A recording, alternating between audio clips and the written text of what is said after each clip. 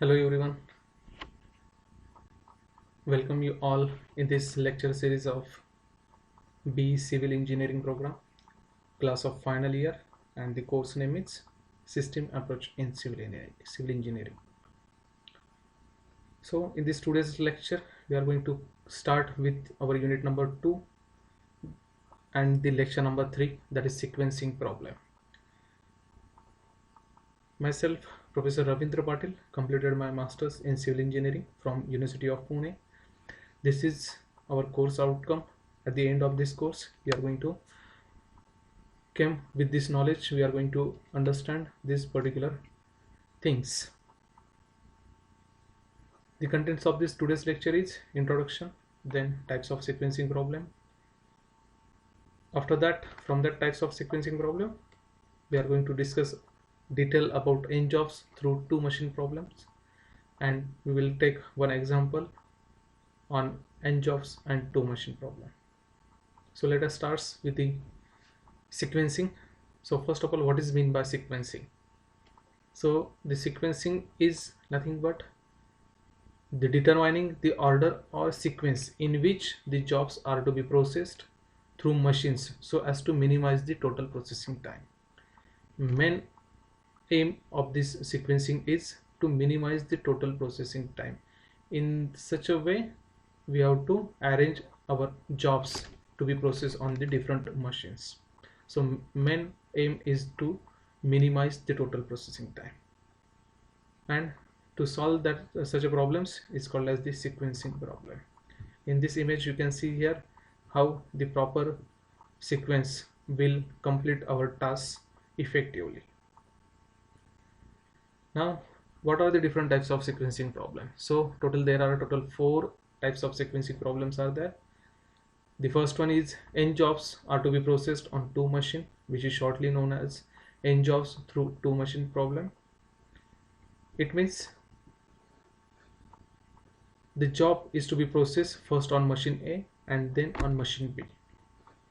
Second type is n jobs are to be processed on three machines, that is machine A, B and C, in the order A, B, C. That is first on machine A, second on machine B, and then third on machine C. This is the second type of sequencing problem. Now the third type of sequencing problem is n jobs are to be processed on m machines in the given order. It means number of jobs are also not limited, number of machines are not also limited. Any number of jobs, any number of machines, then this is our third type of sequencing problem. Now the fourth one is two jobs are to be processed on m machine in a given order. Now the jobs are 2 and machines are m.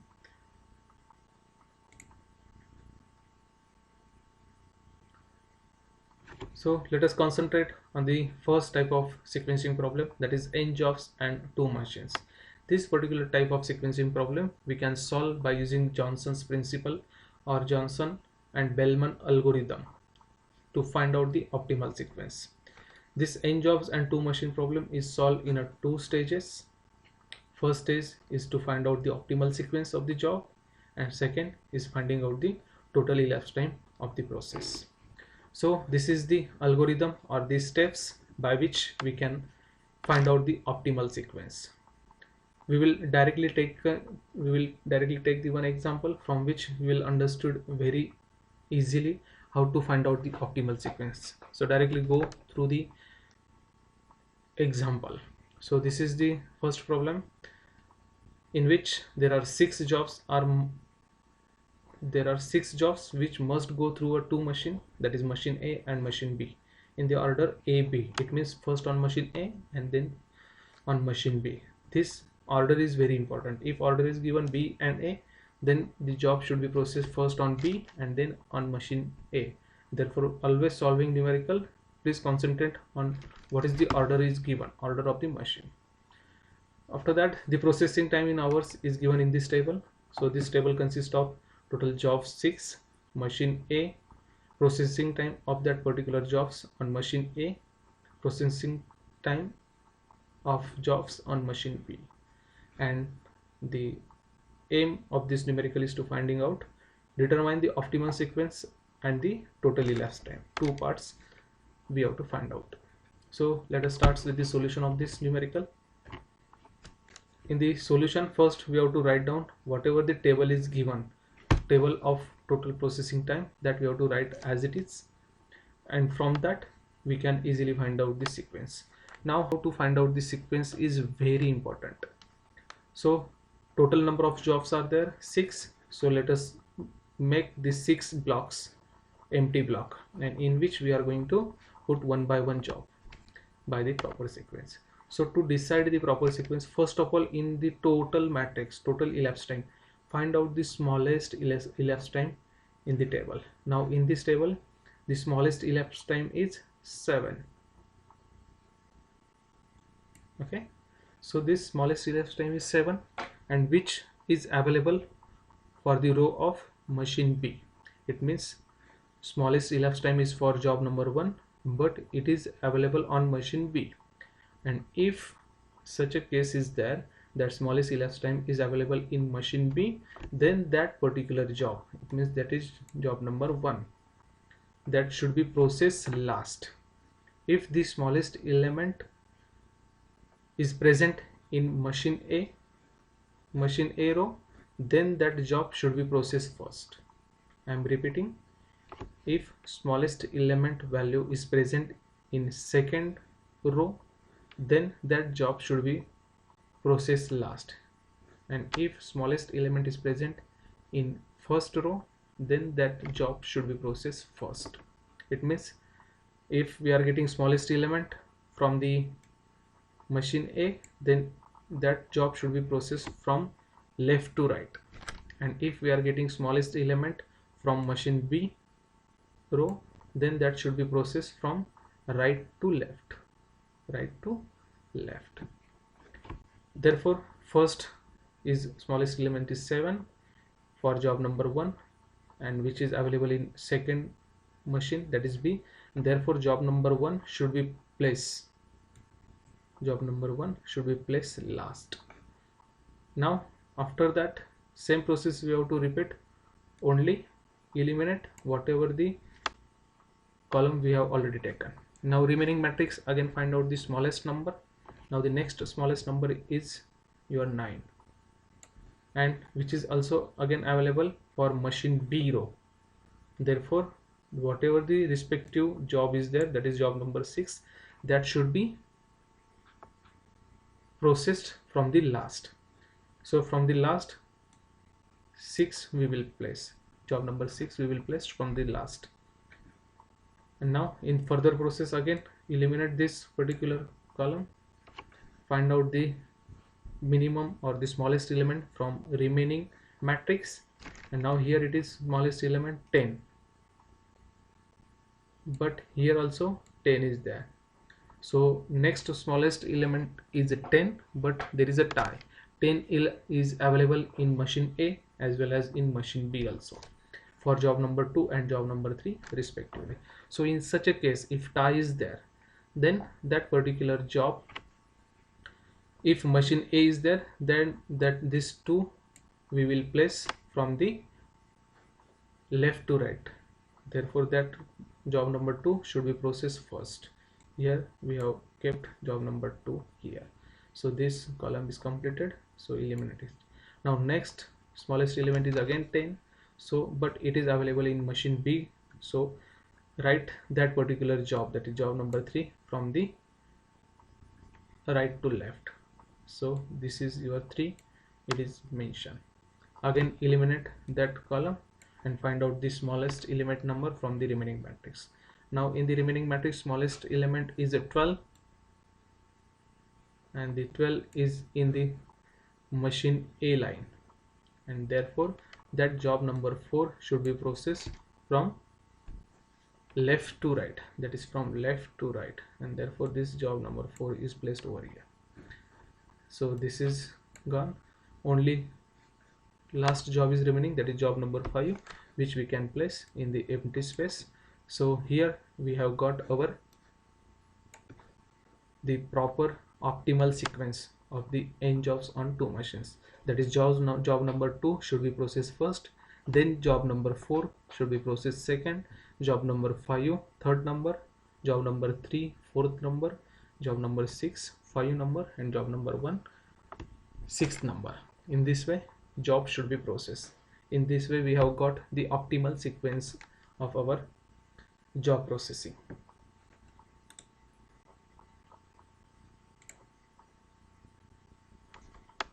Now after finding out the job sequence, the main important parameter is calculation of total elapsed time. Calculation of total elapsed time. So for that purpose, first of all, write down whatever the sequence we have found out. That sequence we will write.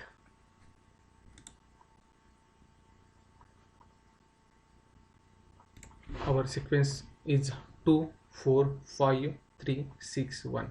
So whatever the sequence we have got, in that sequence format we have put up here the jobs. Then you have to make this table in which machine A and machine B, these two parts are there.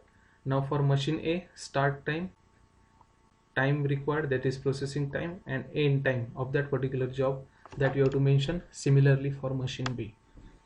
So first job is to be processed is 2. So now both machines are ideal right now. So machine A, first job on machine A will start at 00 time, therefore start time 0. After that we have to add the processing time of that job. Now the processing time of job number 2 on machine A is 10.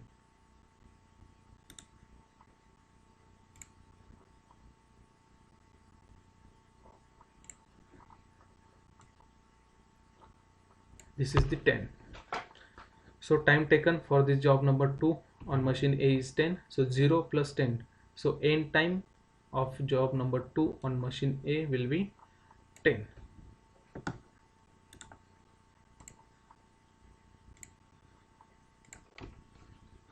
Then same job now will process on machine B. After completing the process on A, then it will send to the machine B. Now start time of that job number 2 on machine B will be 10 plus time required to process that job on machine B is 15.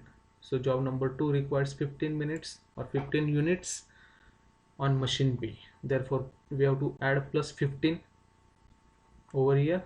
So final time, end time of job number 2 is 25. Okay. Now next job is your job number 4. That should be first processed on machine A, then machine B. Now start time of that job number 4 will be 10, because up to 10 units machine A was busy to perform or to process previous job, and machine A will be available only after the end of 10 minutes. Therefore 10 will be your start time of the second job, plus that job number 4 is required how much time on machine A, which requires 12 minutes. Therefore plus 12, so total 22 is the end time of the job number 4. Now your job number 4 is out from machine A at 22 minutes, but your machine B is working at the time 25 minutes. So whatever your job number 4 is ready to process for the next machine at 22 minutes, but your machine B is not empty, your machine B is not ideal. Here it is working on the previous job and it is available on 25 minutes, and therefore start time of the next job will be your 25. So it means 3 minutes that job number 4 should be in a waiting. So start time of that job number 4 is 25. Now job number 4 requires 14 minutes to process on machine B. So plus 14 we have to add, 25 plus 14, 39 is our end time of job number 4 from the machine B. Now next job we have to start. Next job is your 5. So starting time of that job, previous job is completed on 22, therefore 22 is the start time of job number 5. Now job number 5 requires 16 minutes to be processed on machine A, therefore plus 16 time we will add, and total end time of job number 5 on machine A will be 38. Okay, now your job number 5 is ready for the process on machine B, but your machine B is busy up to 39 minutes, therefore start time will be 39 for job number 5. 39 plus job number 5 requires 13 minutes to be processed on machine B, therefore 39 plus 13 is 52 is the end time of job number 5 on machine B. Next job is 3, and start time of that job will be 38, therefore 30 is the end time for the job number 3. Now job number 3 requires 11 minutes to be processed on machine A, therefore 38 plus 11 it is times 49, so 49 will be the end time of job number 3 on machine A. So job number 3 is available at outside of the machine B at 49th unit.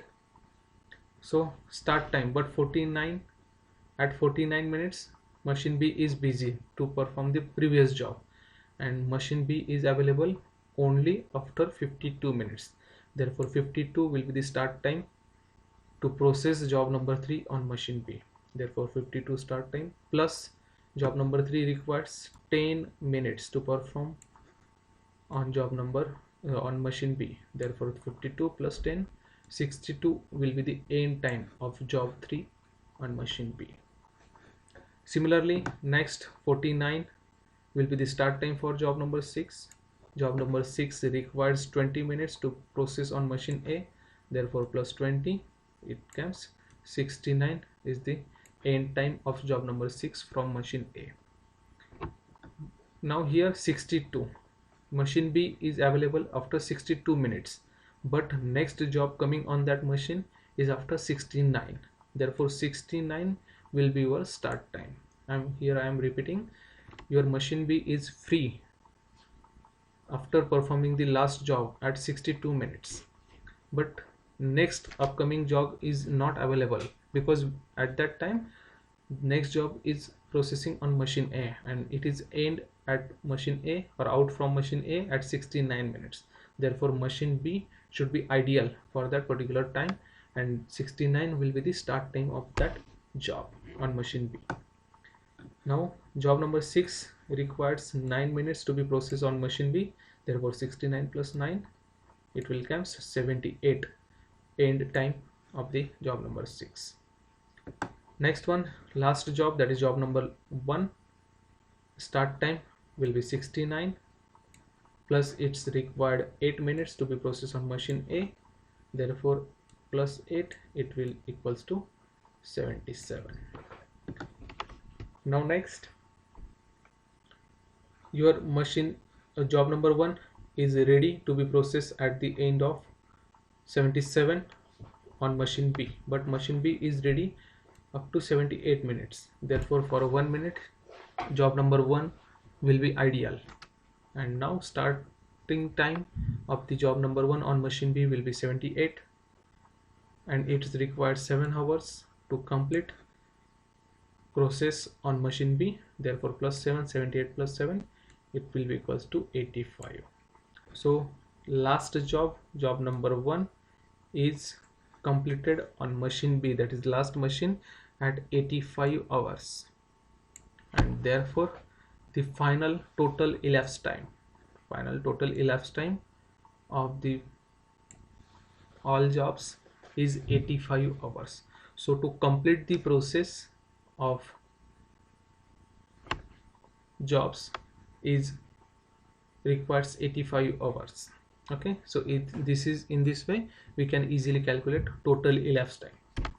Now other than total elapsed time, many times also the ideal time for machine A and ideal time for machine B is also asked. So how to find out that ideal time? It means for how much time your machine A was not working or waiting for the job, and for how much time your machine B is ideal or not working any job. So first, ideal time for machine A. Ideal time for machine A that we can find out is equals to total elapsed time minus total time of machine A. It means total elapsed time is here for 85 and total time of machine A. So for how much time your machine A was working, here it is given. Total addition we have done already 77. So 77. So 85 minus 77 is equals to 8 hours is the ideal time for machine A. Machine A was waiting for 8 hours. Similarly for machine B, total elapsed time is 85. Total time for machine B is 68. So ideal time for machine B is 77.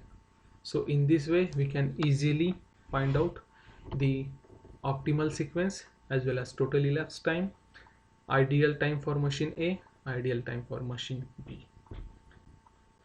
That's it about the n jobs through 2 machine problem. Thank you very much.